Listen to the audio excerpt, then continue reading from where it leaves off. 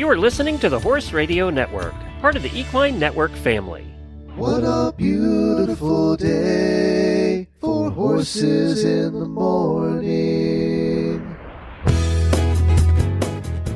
You are listening to the #1 horse podcast in the world. Here is your entertaining look at the horse world and the people in it.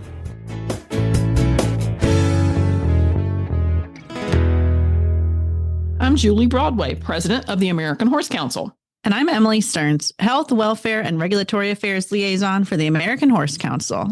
And you are listening to the special monthly American Horse Council episode of Horses in the Morning on the Horse Radio Network for December 2025. Good morning, Horse World. It's time to hear from the American Horse Council in this monthly episode of Horses in the Morning. Whether you are a breeder, a trainer, a tack shop owner, or an equestrian influencer, this episode is your gateway to exploring the art of marketing in the equine industry. From digital branding and social media trends to event sponsorships and niche customer engagement, let's get into how we grow the equine industry, your business, and connect with horse lovers around the globe. It's something we talk about not only with business owners, but here at the Horse Council as well. And I think when people think marketing, they think specifically about having a product or more broadly kind of a service to sell. But it really applies to all sorts of things across the industry. And here at the Horse Council, we have to get pretty creative because not only do we think about marketing our services and the benefits of joining an association to horse people themselves, but also marketing the horse industry as a whole to kind of the general public. Oh, and I have to say, Emily, occasionally I get a little concerned when people in the horse industry don't see marketing as everyone's job. And they say things like, oh, that should be what you're doing. That's not my responsibility. Yeah. And I think, too, as horse people, we are sometimes really good at marketing to each other and not so great at marketing to the general public. And we've kind of developed this really large echo chamber of kind of horse people in the horse world where I'm pretty sure we're just all passing the same $200 back and forth to each other. And without really doing a great job of successfully inviting kind of new faces and new dollars to the table. Oh, exactly. And for the horse industry in general, the question is always, how do we keep engaging new people in the industry? And part of that answer is to meet them where they are instead of us asking them to come to us. And that's what good marketing is all about. And I think it's good to keep in mind that everyone has something to market, whether you're teaching lessons, selling breeches, running an event. Marketing is necessary for all aspects of the industry. And we were just talking about marketing last week with volunteering in the volunteering episode. And part of successfully building a volunteer base is marketing to them. Absolutely. We have this great panel today from several different perspectives and aspects of the industry to help us explore when, where, why, how marketing should work and how we should approach it. But first, we want to hear a word from the sponsor of today's episode. So today's episode, listeners, is brought to us from Smart Equine. They are here to help you bring out the best health and performance in every horse. They empower trainers, barn managers, and other industry professionals to help their horses thrive with expertly formulated supplements and thoughtfully designed wellness products. Backed by veterinarians and top trainers alike, they blend science and real-world horsemanship for consistent results that you can count on. Whether your goals are to train for a competition or to support horses you know and love, you can count on Smart Equine to support you every step of the way with a one-of-a-kind solution to meet each and every horse's unique needs. Check out Smart Equine. All right, everybody. Our guest panel today includes a wide range of people. So we're going to start with having them introduce ourselves. Our first guest is Jen Blanchard of Zoetis. Jen, give us a moment and introduce yourself. Hi there. Excited to be back on the podcast. My name is Jen Blanchard, used to be Jen Grant, for those of you who I may have crossed paths with.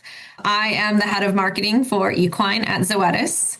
Zoetis is the world's largest fully dedicated animal health company. And you may know and use some of our products like Dorm Gel or Quest or ProStride on the horses in your lives. I've been with Zoetis for 5 years, but I've been a horse person since I came out of the womb.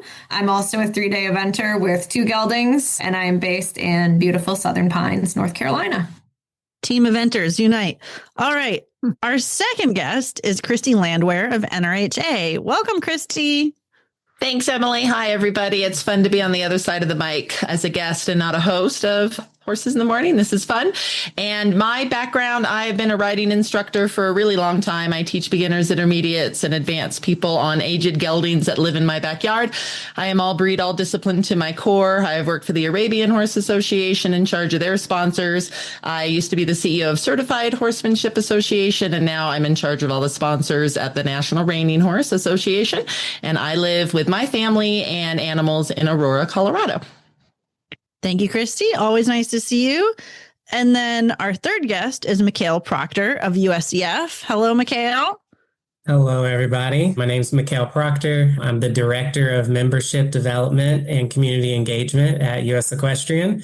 So I work in the marketing team, and we are the governing body for horse sports in the US and the national governing body with USOPC, which deals with the Olympic side of the sport. Mikhail, were you a vaulting rider? Remind me what your connection is.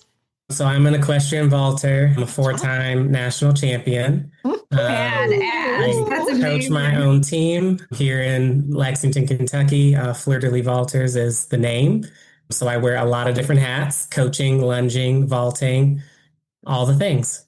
Awesome, Trainer, awesome. etc. Okay. Julie, we have to put that in our hat for another episode. We'll come back to that, Mikhail. Don't worry. No problem. All right. Our fourth guest with us today is Teresa Woods of US Pony Club. Welcome, Teresa. Thank you. Great to be here.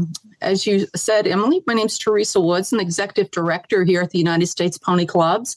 My background, slightly equestrian, but more focused in nonprofit management and youth development.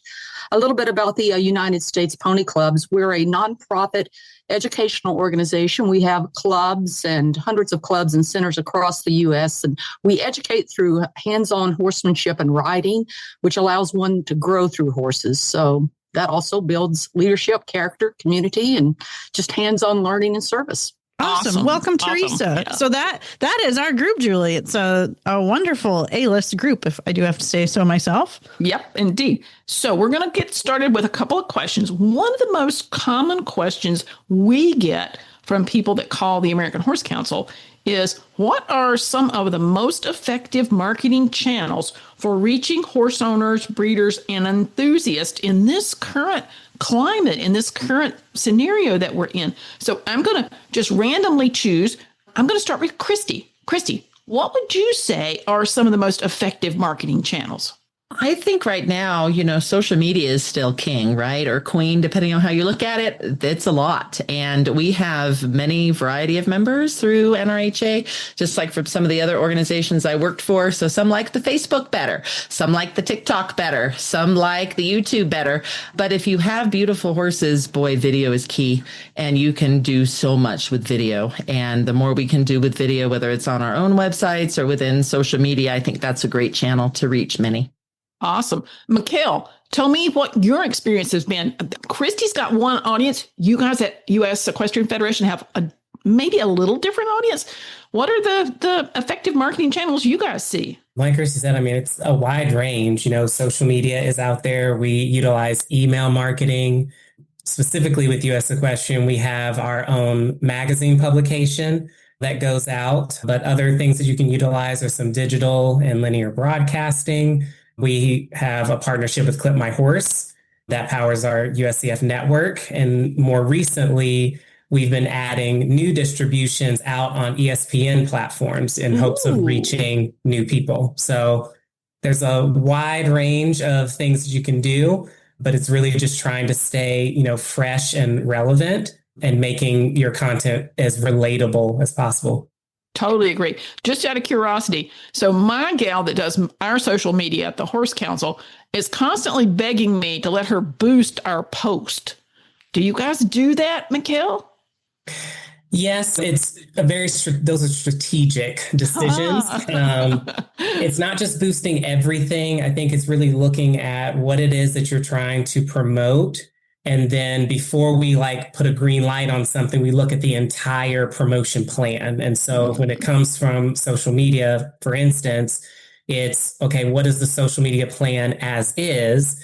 And then is there anything within there that we think that we want to put some money behind to make it actually a paid campaign?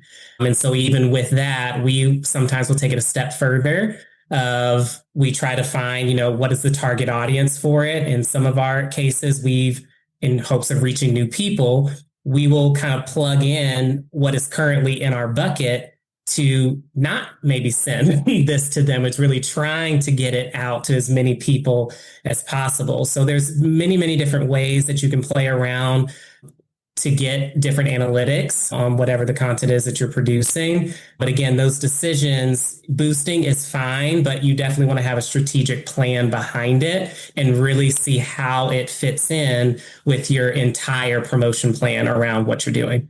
Awesome. Teresa, what are your thoughts about effective marketing channels?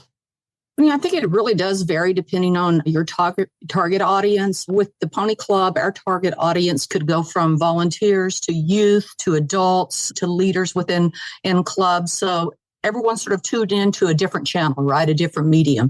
So I think in some targets, like with our older adult targets, niche audiences, print and specialized magazines, and we do have a magazine, are still very popular. Events, being present at events.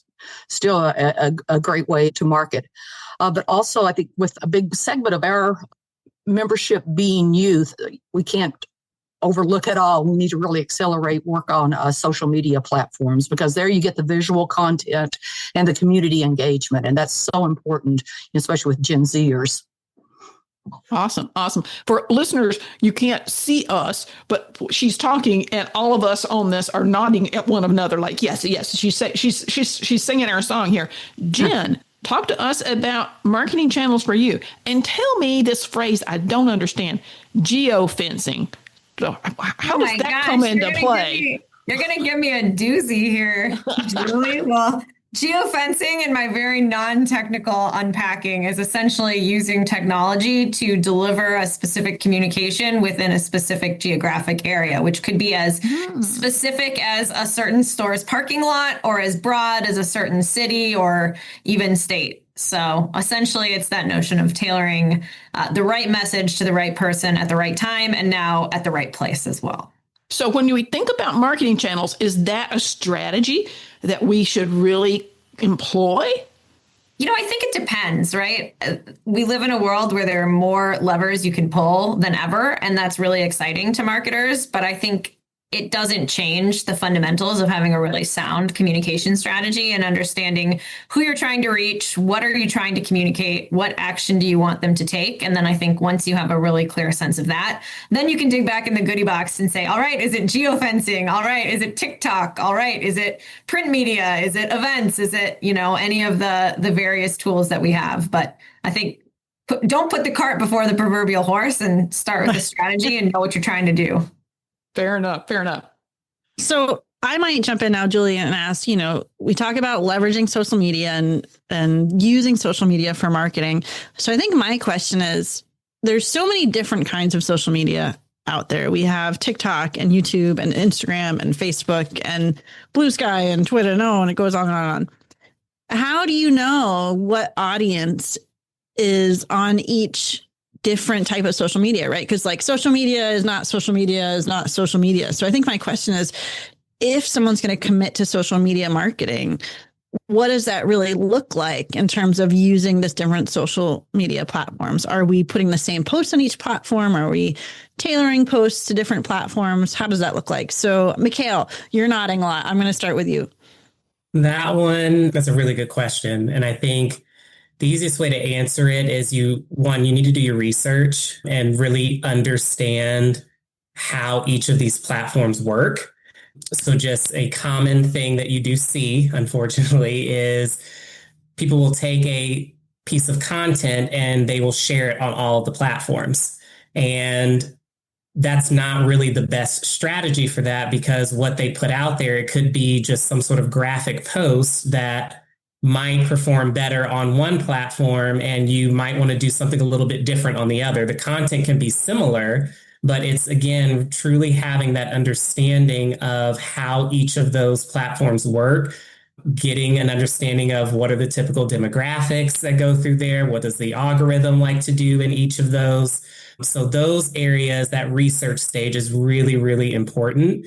So you asked the question, we are blessed to actually have a full team dedicated to just that. They monitor each of these platforms. They are keeping up to date with common trends and music choices and things of that nature. And, the goal that we're trying to do is just to keep everything very fresh, very dynamic. We want to have a wide variety, video from visual across the board. And so, having folks that are dedicated to that does give us a little bit of an edge, and it's very, very helpful.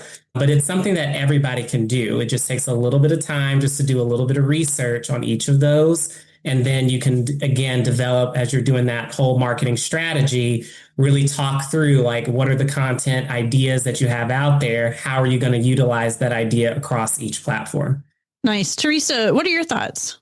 This is what I wish I had my marketing director on the call. I was actually speaking with Sarah earlier today, and we were talking about something that we haven't even scratched the surface on, and that is AI aiding us in being able to help us do that research and help us target and help us take messages and tweak them to the right platform for the right audience.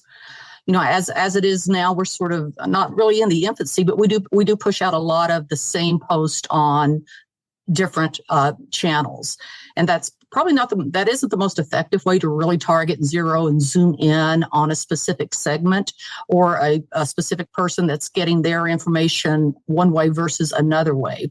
So I think it's something that we, are really looking towards the future of doing better at, and also segmenting and possibly dipping into AI to help us with that. That's a really good point that we didn't think to bring up either, that AI, more than just asking ChatGPT what the latest news of the day is, that you can ask it how to direct different platforms and, what age groups are on each platform or different demographics. That's a great thought.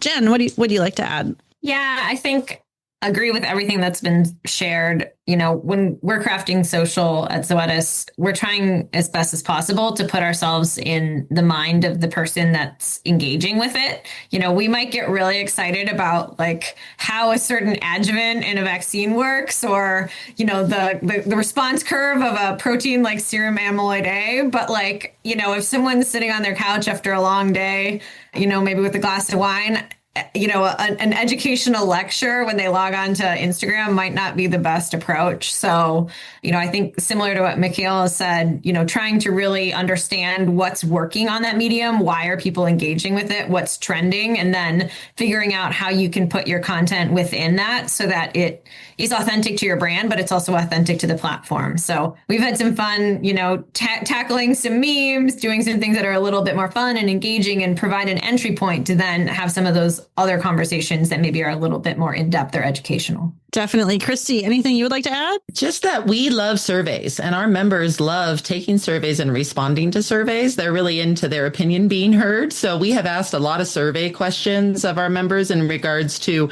what do you use the most as far as all the platforms. And that's really given us a lot of leverage and what we should put where. It's helped us a lot. That helps drive engagement too, I imagine, and boost the posts that way as well. Very much. So in Washington, D.C., the key to making a good relationship in a congressional office is storytelling. You don't go in and just spout the facts and the figures and logistics of whatever it is you're trying to accomplish. You want it to be relatable. You want it to be personal. And so I'm kind of curious to pick you guys' brains about what role storytelling plays in promoting the equine businesses and the events. And I'm going to do a couple of little funny tidbits to this. I'm going to call on Mikhail first, because everybody now thinks that Snoop Dogg and Martha Stewart are like the go-to people for storytelling and relating things that they can get to. So, Mikhail, what's the strategy that U.S. Equestrian Federation uses as it regards to storytelling? How do you find those stories to kind of make it relevant and impactful?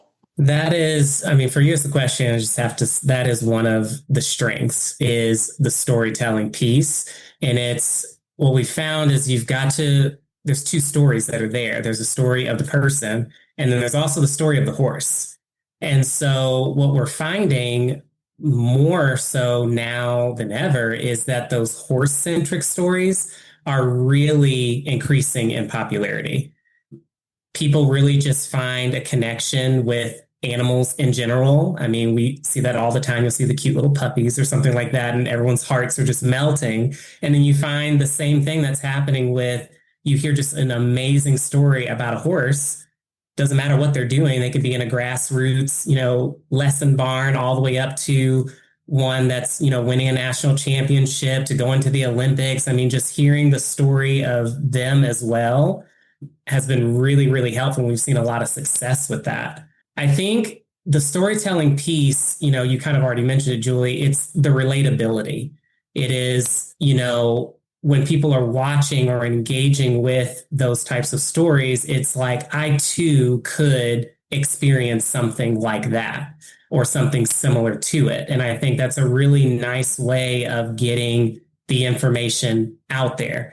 And of course, when you have, other celebrities and things that join in on that as well, it just, again, adds a little bit of fun to it. So Snoop Dogg and Martha Stewart, we did, there was one for the Olympics with Megan Thee Stallion. When I first heard of that, I thought it was a joke. And then come to find out that was actually really happening. I was like, oh, that's really awesome. So just little things like that. Just recently we had Simone Biles. You guys have seen her starting to take horseback riding lessons. So we ended up sending her some gear so that she could be outfitted while she's taking her lessons and things like that. And so it's just, again, finding those relatable areas. And I think when you really look deep down into it, a lot of these stories and similar feelings are going to overlap. And so it's just best to maximize on that. Awesome. Awesome. So I'm going to go to Christy next because I have a very specific question. I was in Denver, Colorado this past weekend for a conference, and they did a whole segment on Thunder, who is the horse mascot for the Denver Broncos. And it was a big deal. It was fascinating to see the woman that actually rides out on the field on Thunder. So talk a little bit, Christy, about what you and NRHA do, because you've got some real personalities. I think about, the whole Western movie series kind of thing that's been out there that has really propelled people to want to try reining. And to Mikhail's point, this whole Beyonce factor with the Western wear and all that. How does all that fit into the storytelling part that you guys do? Well, you just went into a blast from my past. I used to work for the Arabian Horse Association, so I know Ann Judge Wagner really well, who owns Thunder and rides Thunder, and will never give up that title. I don't care how old she is. She's going to be riding Thunder when the touchdowns happen. We took that horse into a hotel at the downtown Marriott. We had to put him on a service elevator, and we got to the ballroom, and there was checkers on the ground, and he said, oh my God, it's a bunch of holes. I'm not going through that. So we literally had to run a red carpet for Thunder. And then he walked down that red carpet. He went up there. He did his thing. He walked back down the red carpet. It was great. But anyways, kind of a funny aside. So sorry, I had to share. But now going back to my current roots of reining. Yes, anything cowboy, Western heritage, cowgirl, any of that is what we embrace. And we're lucky enough to have Taylor Sheridan as a reiner. And of course, he is the producer and the writer of many, many shows. And he also is a big part of The Last Cowboy. And The Last Cowboy is when a lot of our personalities, our big reiners, get on that show. So we also have that to be able to play off of. Reining really is a family sport. You have many in our, like the McCutcheons and the Fapanis and a lot of other families that the whole family reins. And then some of them also do the English side, like on the McCutcheon side, their daughter actually does the English side. So we just have a lot of families that do a lot of the varying sports. But in the Western world, the more we can do that's country and Western and really gets back to our roots. That's the storytelling that we like to share. Lovely. Christy, I think my question is there an organization in the horse world you have not worked for at this point? That's why I'm all breed, all discipline to my core. They actually asked me at Reining, they said, are you going to like our mission more than anywhere else? And I said, no. I said, I'm all breed, all discipline to my core. I cannot help myself. I love it. Oh, that's great. Jen, talk a minute about what Zoetis's approach is to storytelling, because you have a completely different spin on how you go about this. Yeah. I think in some ways our jobs as marketers in the equestrian space, whatever segment we're in, we have it pretty easy if we're being real with ourselves, because so often the job of a marketer is to get someone to care about and pay attention and take action on a topic that they probably don't spend that much time thinking about. Like, I don't care how good you are. If you're marketing toothpaste, like, you only have so much of someone's attention, but horses have this absolutely sticky, magnetic fascination for the people that are part of their lives, and honestly, even for the general public, which I think we might touch on at some point. But, I think in some ways our job as marketers isn't to make them care. It's to build an authentic relationship with them that helps them understand why and where your brand fits in. And so coming from the equine health standpoint, I think the historical approach has been very product oriented. You get into features and benefits and how does the product work? And obviously those are all really important things, but I felt like there was a bit of a missing piece in terms of establishing why Zoetis is committed to the horse and really sharing a little bit about how we as a team are so invested in the industry personally. And so a lot of the work we've done with our Long Live the Horse campaign has been to not just show how much we know, but show how much we care. And then that in turn helps people understand why you're in the space. It helps make connections to the products, right? If I had a dime for every time someone has come up to me and said, I'd never heard of Zoetis before, but I love Dorm Gel or I love Quest Plus, maybe I wouldn't be sitting here. Maybe I'd be in Aruba. And so I think, that adage of people don't care how much you know until you know how much they care. I think it's especially true in the horse space. And we all have an advantage leaning into that because horse people care a whole lot. Awesome. Teresa, chime in. Yeah, as Jen said, the word authentic is so very important. And how more authentic can you get than your creators being part of who you are? Be it a youth member or a volunteer or for us, a national examiner who's out there in the field doing tests. That's where the authenticity comes from. Or if we can get the content and the content from creators who are part of us, that is authentic, and it definitely carries weight. But it's all about visual storytelling and anything that resonates. As Mikhail said, a cute pony, cute girl giving her pony a kiss. It's priceless. It's just emotionally it resonates with people, and that's where I go back to, I guess, TikTok and Instagram, especially with our younger audiences that we're trying to get in. Anywhere we can have a youth-centric story, a channel to tell a youth-centric story, that's engaging youth into our industry. Awesome. I want to start with Teresa on this next question, because I think as we talk about outreach and kind of growing the industry, I feel like it starts with groups like Pony Club as we try to get kids, I won't say we're a cult, but we want kids into our industry, right? And we don't want them to go away, and we want them to, praise the sun and all that. So, Teresa, what would you say? How do we expand the reach of the equine industry kind of beyond traditional audiences? And I was thinking of you guys because, Pony Club works because it's not just pulling in horse kids, you're making horse kids, and you got to find those non-horse kids wherever you can and kind of demonstrate the opportunities to them. So how do you go out and find those kids? I think it's marketing beyond the saddle, because, sometimes it is beyond the saddle. So we say our mission, I guess our tool, if you will, it's the pony, it's the horse, but our mission is to build good community citizens, to build leaders, to build teamwork, to build competence, independence, someone who's going to actually contribute to the community. Now that speaks to a wide audience. If we can get them to touch the horse, that's going to come if it's not even in their mind. But if you have a parent, as an example, who, wow, this is a great organization to partner with because I get, my child's going to get these skill sets and it's going to leave a better person, the horse is going to come automatically. Just, touch the pony, they're there.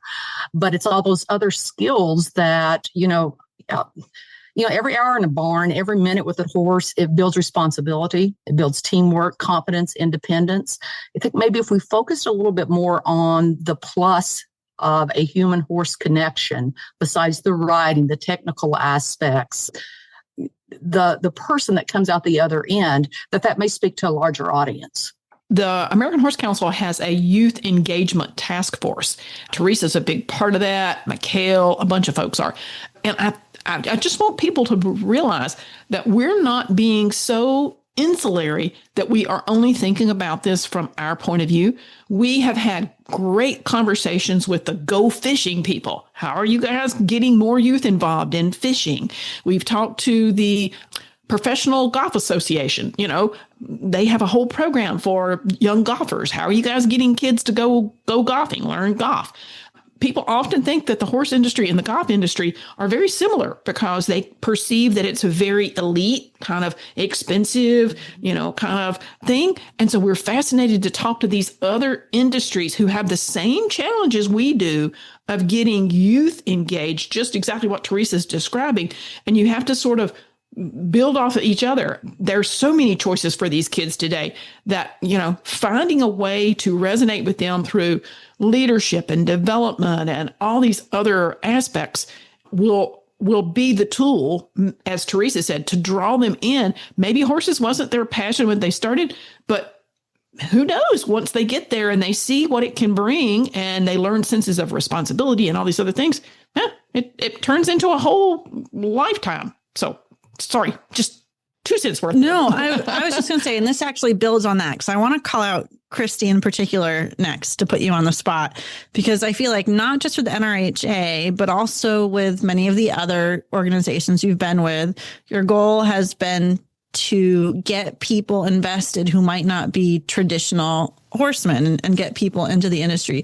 So what's your take on that, on kind of how you and not only with NRHA, but outside of NRHA had worked to kind of reach some other folks through marketing? Yeah, I'll start with NRHA. So we're a sport like basketball, football, baseball, anything else. So we cater to our players, which are the horses and also the human athletes, but we also cater to fans.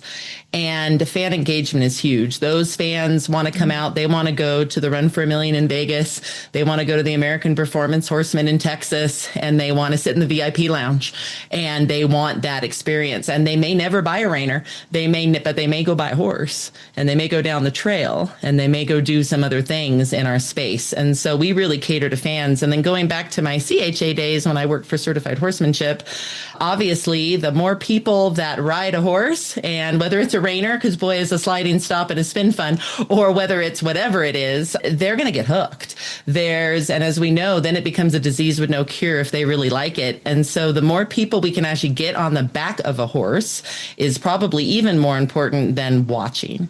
So having a very good infrastructure, like Teresa mentioned, with the United States Pony Clubs, with what Certified Horsemanship Association has, just gateways for involvement. Even your average ranch that has a dude ranch component where you can ride a horse, or you can go down the trail at our state park here in Colorado, or whatever the case may be.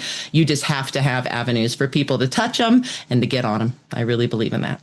Hard agree. Julie, I think you're with me right there in that it's all about getting those experiences too, right? Like once you get someone into that first experience, whatever it is, whether it's as a participant or an enthusiast with that fan experience, we have them at that point. It's just getting them into the door in whatever kind of way they're looking to be active. Julie, anything else you wanted to add? All right. So Mikhail, anything you wanted to add about that? I think, agreeing with what everybody has already said, but again, our industry, we just have to strive to make it more relatable. And just like you all mentioned, it has to be touchable. Like people have to be able to experience the joy of horses. That's just what they do. And so with US Equestrian, that's been kind of over the past couple of years, we've really been pushing a lot more of our grassroots efforts. I think, especially looking at us being, the governing body, we're a national governing body with USOPC. So a lot of people think that we're just the elitists and just dealing with the Olympians, but we have a number of international and national breeds and disciplines that are also under our belt as well. So we actually started like a new kids club program that really is centered around education. So it's, right now, if you have people that are members and they have a kid that is interested in horses, they may not be a rider. They don't have to be. They can still access all of those educational materials. And then we also have a community outreach program. So there's 40 organizations nationwide that are providing all sorts of equine services, whether it's they're doing inner city work, they're dealing with at-risk youth, they're dealing with veterans, they're dealing with therapeutic riding, occupational therapy. I mean, the list goes on and on and on. These are just other ways that horses are impacting lives. And so in doing that, knowing that we are still having to deal with the Olympics and things like that, is how do we bring all of those groups together? So just recently we visited an organization in Maryland that just won the USCF Heart Horse Award. So what this is it's recognizing one of those horses that are part of those community outreach programs, and they're going to be honored at our annual Horse of the Year awards. So now you have this horse that is going to be honored on the same stage as the national champions. They're going to be honored on the same stage as the international champions, and the breeders, the owners, everyone is all together, but these horses are just as important doing their job. So we're honoring them as well. So it's just bringing everybody to the table.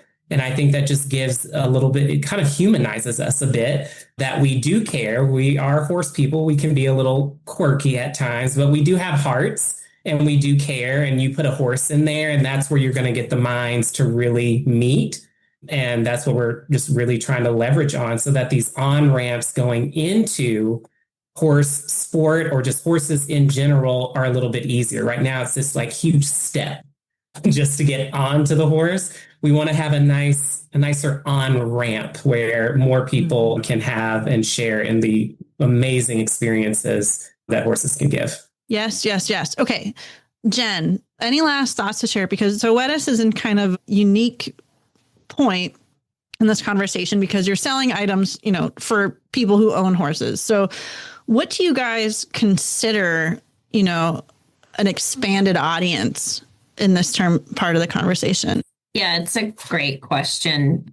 I think, we've talked a little bit about some of the barriers to folks maybe who have a passion for horses actually taking that next step. Obviously, cost, access. I think there's also an intimidation factor, certainly when it comes to equine health.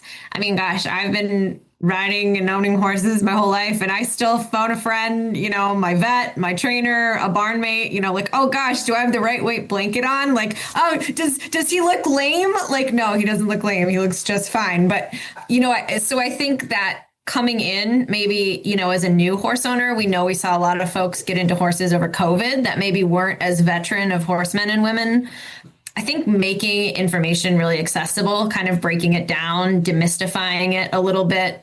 And that's both, directly with the horse owner, but also working with the veterinarian, who's so crucial to those conversations, to help them have those conversations. They have an absolute wealth of technical and medical knowledge, but when I talk to some of our veterinary customers, they're like, help us break it down, like help us market to our clients so that they can really understand why, ProStride might be a great solution for their horse if they're experiencing osteoarthritis. And so I think a lot of what we do is focusing on high standards of care, but also demystifying that through our veterinarians and making sure that equine care can be accessible and isn't a barrier to engaging with these amazing animals. Yeah, I have to say, Jen, I've heard repeatedly in my career in the horse industry, sometimes we are our own worst enemy. A new student comes to a barn, they want to take lessons, and the first thing that the trainer says, well, you're going to need this helmet, you're going to need these boots, you're going to need these chaps, you're going to need this, that. And the next thing you know, mom and dad have been adding up the numbers in their head, and they're like, whoa, wait a minute now. So I totally agree with what you guys are saying. There's got to be this on-ramp, and we have to make it a little more bite-sized and a little easier and not feel so intimidating. It really can feel a little overwhelming. It's like, I think that comes down to kind of straightforward communication too, right? Like whatever messaging you're putting out, don't feel like we have to use really intense horsey terms or really intense medical terms. Like simplify it, make it as easy as possible for folks to understand. Yeah, I bump into people. I travel a lot, folks, on business, and I'm on the elevator and somebody turns to me and says, what do you do for a living? And I start talking about what I do for a living. And they immediately glaze over because I've already started the whole terminology vernacular thing that just totally blows their mind. I'm like, what are you talking about? Anyway, so in our last few minutes, guys, I'm going to try and consolidate. We have several questions left, but we just don't have time to get to all of them. So I'm going to ask two. What is one of the strategies you think that works best for building a loyal community around the industry, a product, a brand, an event?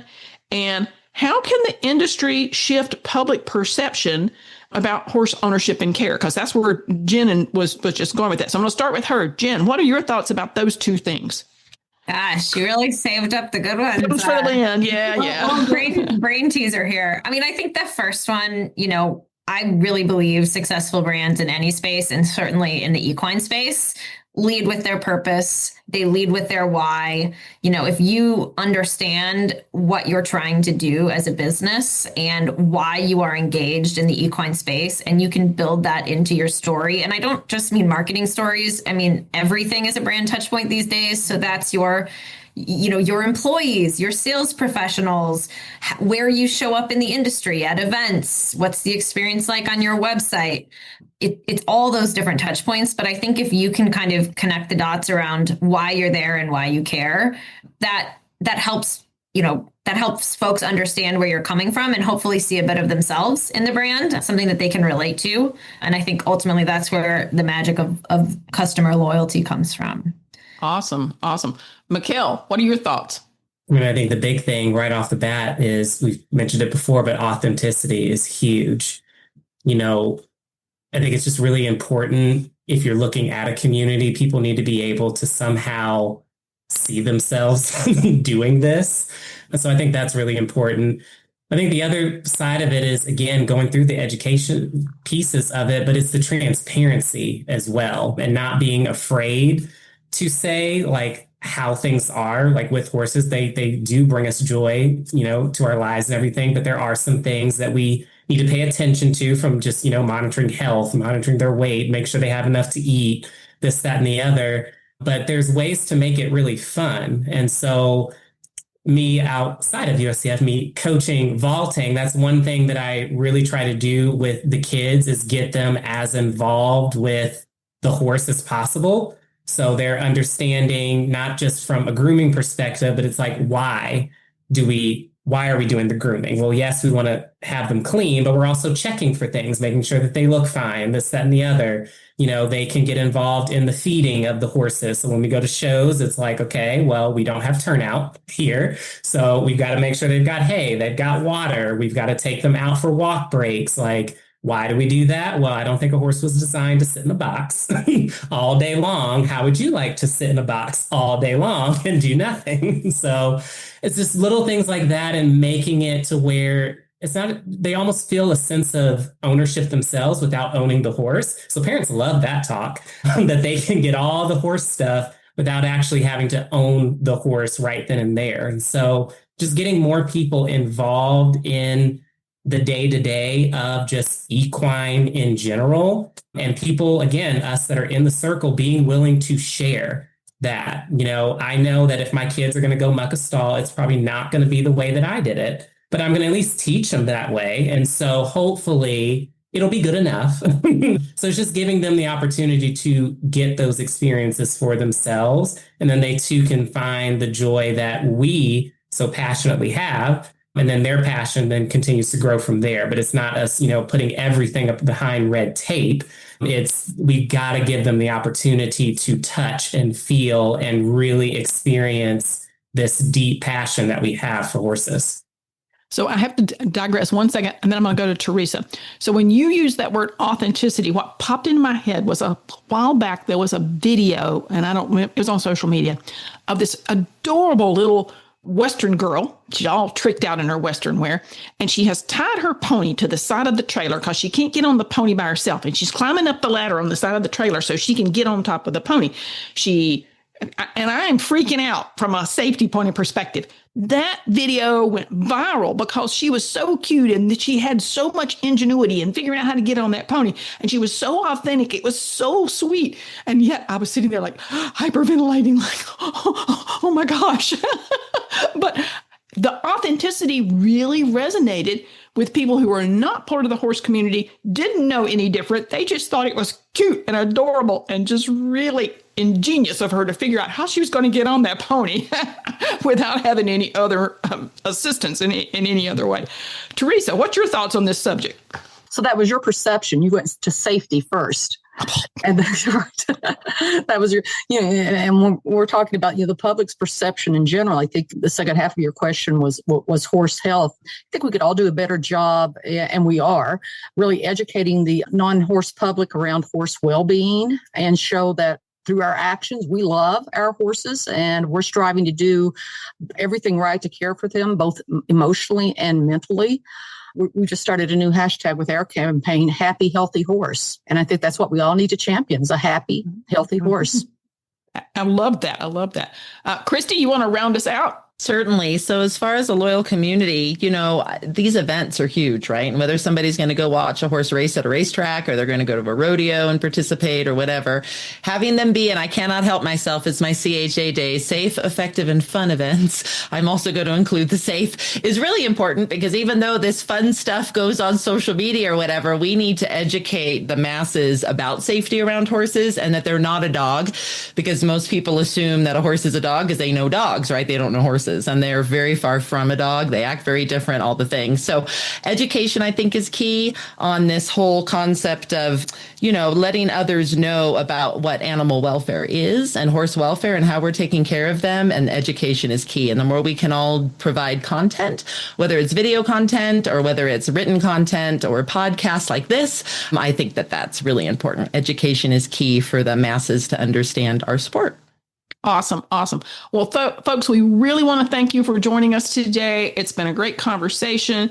Just a reminder for everyone, marketing really, really matters. And it's not just for products intended for horse people, but we need to market the horse industry too. So jump on board. The American Horse Council has a marketing alliance, and our program is called Here for Horses. So you'll hear me repeatedly say hashtag Here for Horses. And we mean that sincerely in all forms and in all ways. And we really partner strongly with a lot of other groups in the industry. Michaela and them are getting ready for the Olympics in 2028 in LA. They're going to have a big campaign for that. Zoetis has got a campaign. Teresa just talked about a campaign. The Pony Club's kicked off. NRHA has a campaign. Remind me, Christy, what's the new tagline for raining? This here is raining? What is it? You're very close. Well, this right here is raining. Yep. This right here is raining. There you go. So lots of different ways to promote what's going on in the industry, and we encourage you to sort of lean in and help us with that. So thanks, folks. We really appreciate your time. And listeners, if you want to have a second bite at this apple, reach out to us and tell us that you want to hear some more about this topic, and we'll do a follow-up podcast on it. So thanks, folks. So our legislative and regulatory update for this episode is brought to you by Poplis. Poplis is a world-class equestrian facilities, race course, exhibition buildings, and entertainment venues.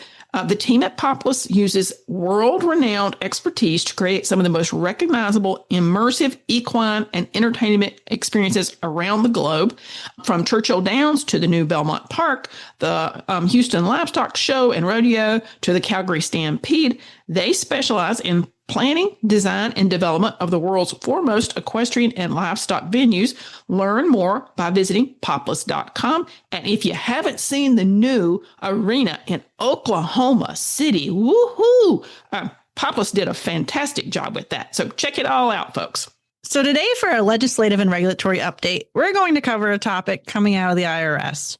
And while we know taxes isn't always the sexiest sell, we think this is a great example of how regulatory rules from all agencies can positively or negatively impact the horse world. One of our goals for our legislative and regulatory updates is to always better help you understand how the horse world fits into the larger economic ecosystem, and also help folks understand how regulatory items outside of the obvious, like health and welfare topics, and Horse Protection Act, or the National Disease Response, or screw worm, those outside of those things we all typically think of, these other issues have the potential to impact our daily lives as horse people.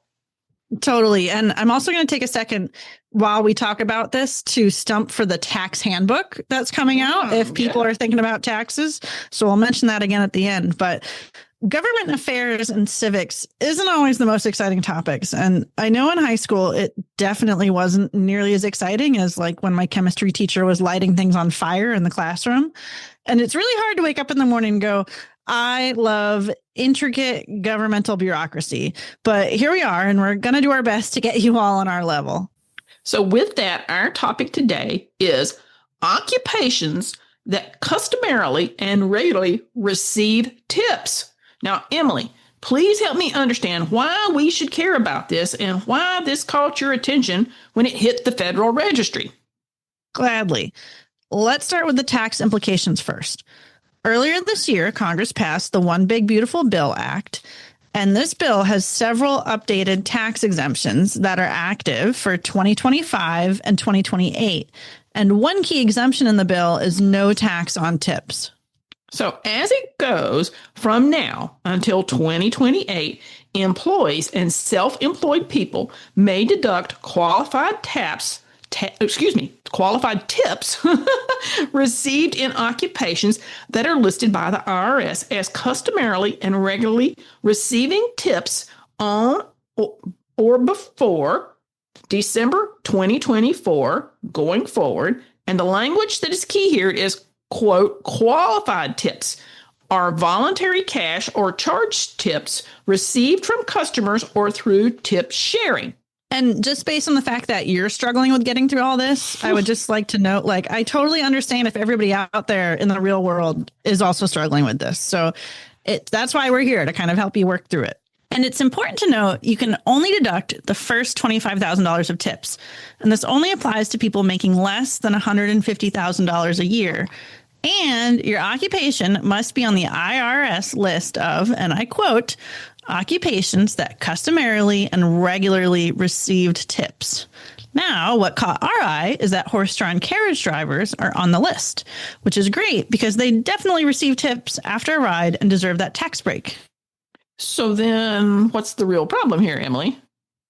Well, the problem is that pet caretakers, which include groomers and exercisers or dog walkers, as an example, and pet sitters was also on that list. But legally, horses are considered livestock, not pets. And there's a very clear legal distinction.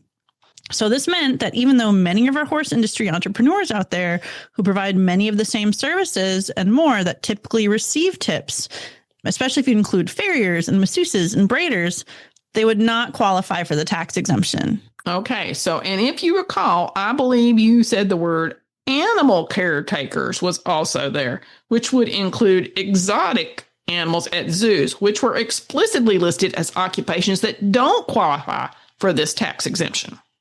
Exactly. You got it. And so again, the issue with this is that horses are not legally animals per the definition. They are livestock. So this goes all the way down to kind of that ugly bureaucratic definition. We have pets, animals, and livestock, and horses are legally livestock. We'll do another episode on why that's important, but for now, just trust us that it is.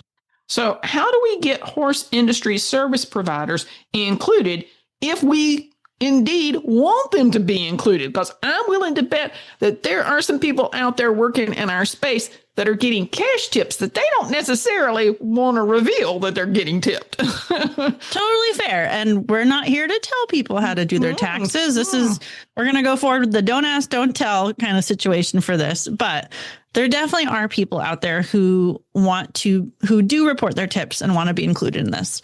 And so we submitted comments during the public comment period back in October, requesting that the phrase pet caretakers be changed to pet and livestock caretakers.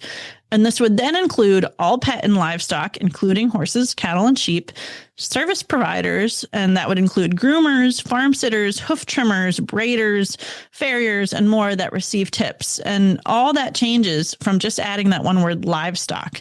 And it'll be a couple months before we find out if they make the change, but we felt it was worth our time to make the ask. Excellent. So here's hoping this goes forward and our equine service providers can get some good tax breaks. Yes, and this is also your friendly reminder that your amazing farrier or braider or farm sitter probably deserves a nice big fat tip for the upcoming holidays. Indeed. We're getting close to the holiday season, and it's a good time to thank all those people that do those wonderful things for you. That's all for this week, folks. But if you have a regulatory or legislative question, don't be afraid to reach out to us. We can be found at info@horsecouncil.org. And tax handbook season. So don't be afraid to reach out to us for the tax handbook, Julie, if you want to mention that a little more about that. Thank you for joining us today. We'll provide more information and links in our show notes. We invite you to support our beloved industry and join the American Horse Council. We've got some great membership drive stuff going on, folks. Or you can earn a free subscription to our monthly newsletter, which shares the latest in all of our legislative happenings, both federal and state, as well as more information that horse owners like you might need to know, especially about New World Screwworm.